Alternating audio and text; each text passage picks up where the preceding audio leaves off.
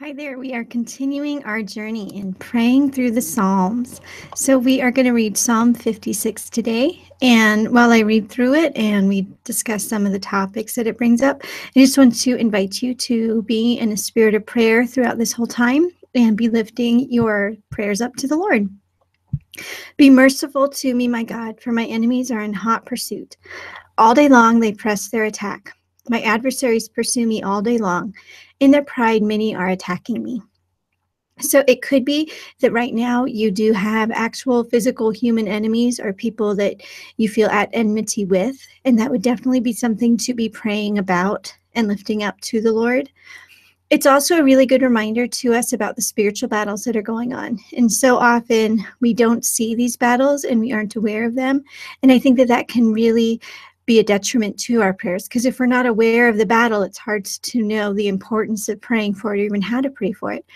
So regardless of whether or not you have actual human enemies that you can think of right now, please be praying and asking God to show you some of the spiritual battles that are going on around you, whether that's, battles for your own soul or well-being, or maybe people around you that you know, and be lifting those situations as God brings them to mind in prayer to him.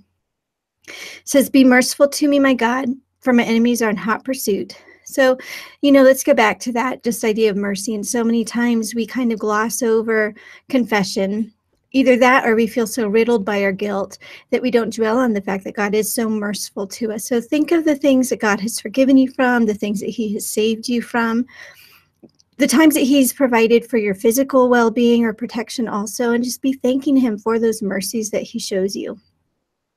The next passage says, when I am afraid, I put my trust in you. In God, whose word I praise, in God I trust and am not afraid. What can mere mortals do to me?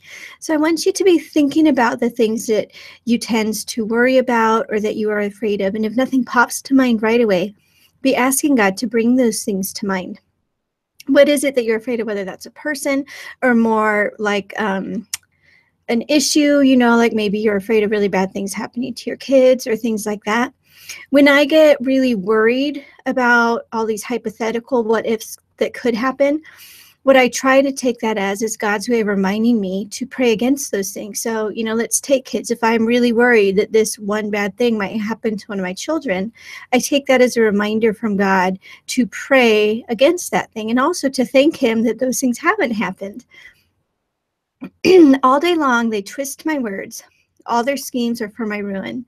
They conspire, they lurk, they watch my steps, hoping to take my life.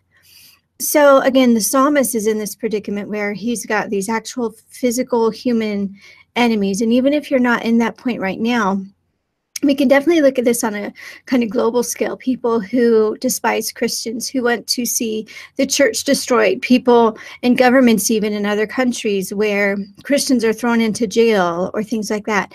So even if you don't have maybe a personal thing that this passage is reminding you to be praying about, we can be praying about the people who are sort of enemies of the cross of Christ right now, both that their evil plans would be thwarted, and most importantly, that they could understand God's mercy and salvation too.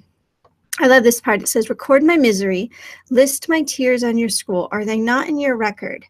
So think about the last time you were really upset, or maybe you cried, or maybe you felt heartbroken. Take those concerns and sorrow and grief and anxiety, take those to the Lord. Be praying about those issues that are making your heart heavy today. And then ask him to bring to mind other people around you whose hearts are heavy today, and be lifting them up in prayer too. My enemies will turn back when I call for help. By this, I know that God is for me. And I love dwelling on that. God is for us. His plans for us are good.